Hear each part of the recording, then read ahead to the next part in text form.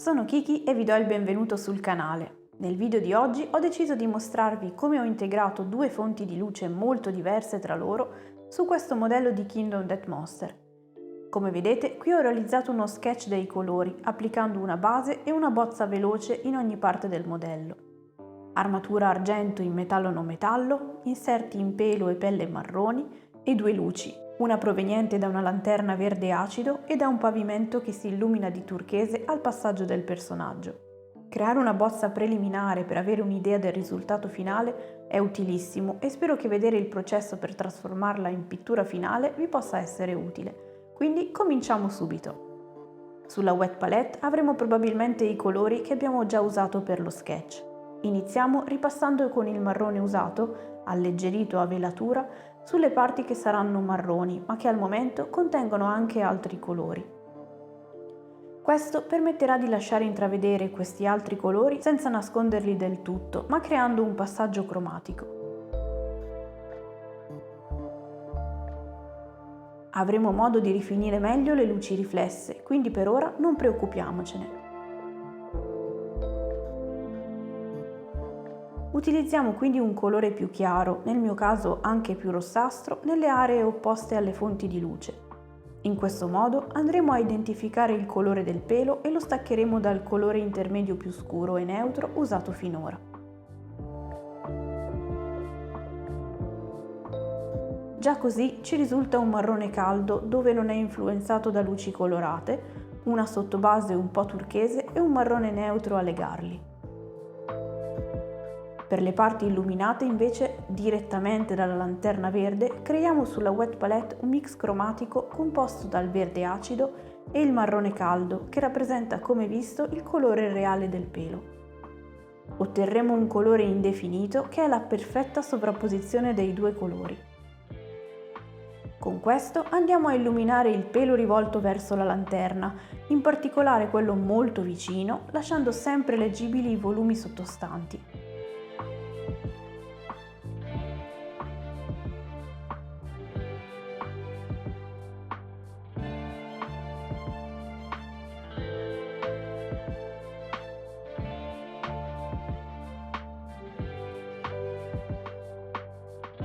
Per unire meglio questa nuova area a quella segnata prima, creiamo un mix con una maggior percentuale di marrone caldo e coloriamo la striscia di pelo che separa le due zone, così da rendere più morbido e naturale il passaggio.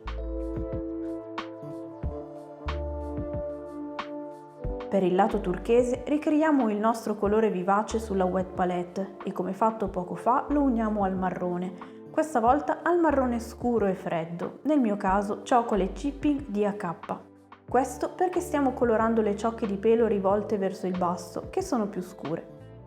Così facendo ripuliamo e rendiamo più leggibile quello che prima era solo una bozza e che avevamo finora solo ricoperto con la velatura leggera.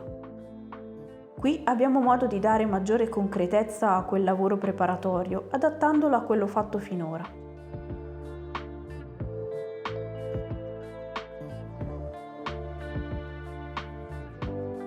Inseriamo più turchese e con precisione intensifichiamo il colore nei punti che ricevono più luce, creando delle aree più vistose all'interno di quelle più ampie segnate poco fa.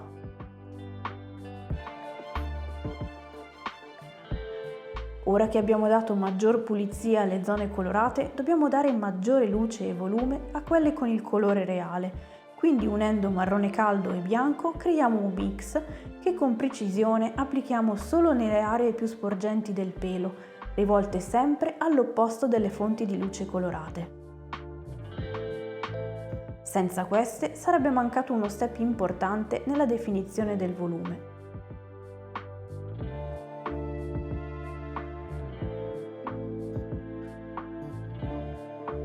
Ma passiamo adesso all'armatura.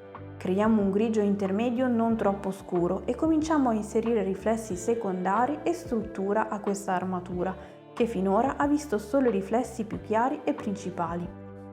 Anche in questo caso lo usiamo a velatura per dare una sorta di filtro di colore sopra a tutto quello segnato in bozza. Così facendo mitighiamo appena il lavoro preparatorio, ma lasciandolo comunque visibile.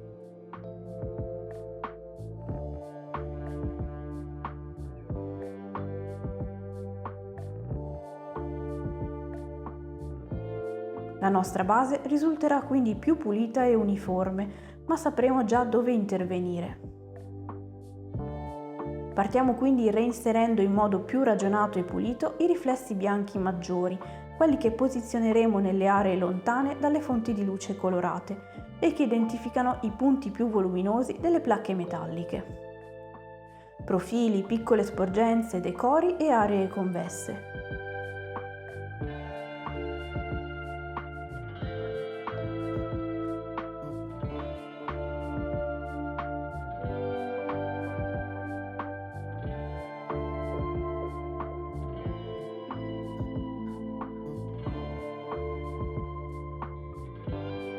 Facciamo lo stesso anche sulla parte in vista degli stivali e sulla lama della spada, nella quale spezziamo la monotonia del grigio con ampi riflessi bianchi nella parte superiore. Tutti questi punti di luce li sfumiamo creando una velatura dello stesso grigio, oppure con un colore intermedio appena più scuro da affiancare alle aree appena segnate, che tramite brevi trattini darà l'impressione di una sfumatura.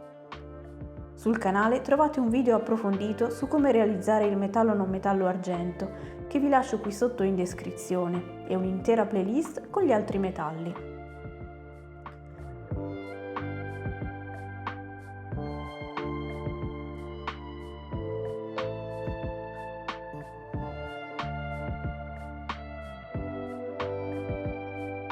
Se in questo processo perdiamo un po' delle aree bianche, basterà reinserirle, in alcuni punti piene e coprenti e in altri a velatura, facendo sempre terminare la pennellata nella sua zona di appartenenza per creare una sfumatura morbida.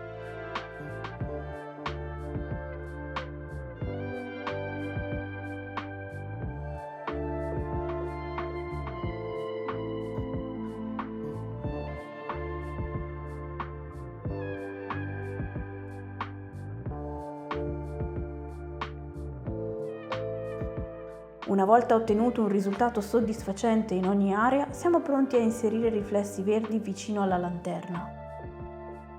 Ricreiamo quindi il nostro verde acido, al quale aggiungiamo bianco per mettere in risalto gli stessi punti luce del lato neutro.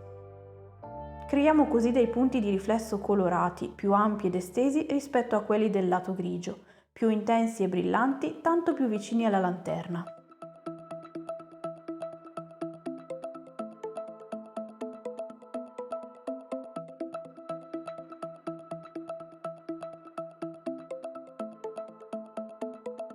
Per rendere questo passaggio più graduale utilizziamo poi del verde acido senza bianco, a velatura per le aree di transizione tra il grigio e i punti più chiari. Non ci resta che rifinire le aree degli stivali molto influenzate dalla luce turchese. Ripassiamo quindi le zone più vicine con il turchese in modo che si annulli praticamente tutto del colore argento dell'armatura.